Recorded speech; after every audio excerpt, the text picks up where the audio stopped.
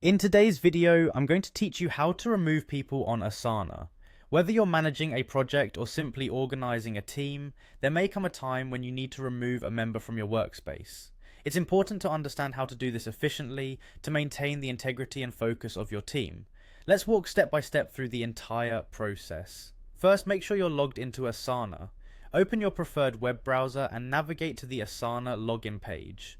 Once there, you'll see the option to enter your email address. Type in the email address associated with your Asana account and then click on Continue. This will take you to a password prompt where you need to enter your password for added security. After typing in your password, go ahead and click on Login to access your Asana dashboard. Now that you're on your Asana homepage, you'll want to locate your profile icon. This is usually found in the top right corner of your screen. Once you click on it, a drop-down menu will appear.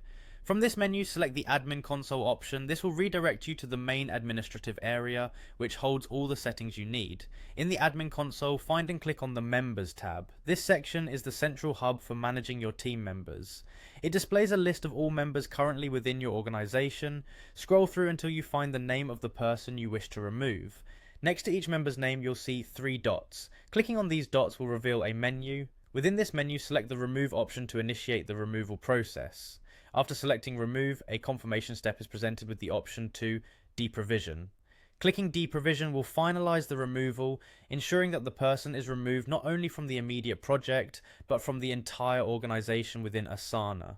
This step is crucial for permanent removals, making sure the individual doesn't retain access to any team resources.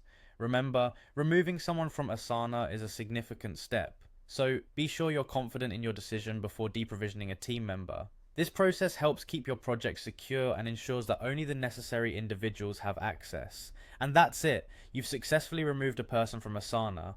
Following these steps ensures that your team projects and organizational structures are maintained accurately, reflecting the current and active participants.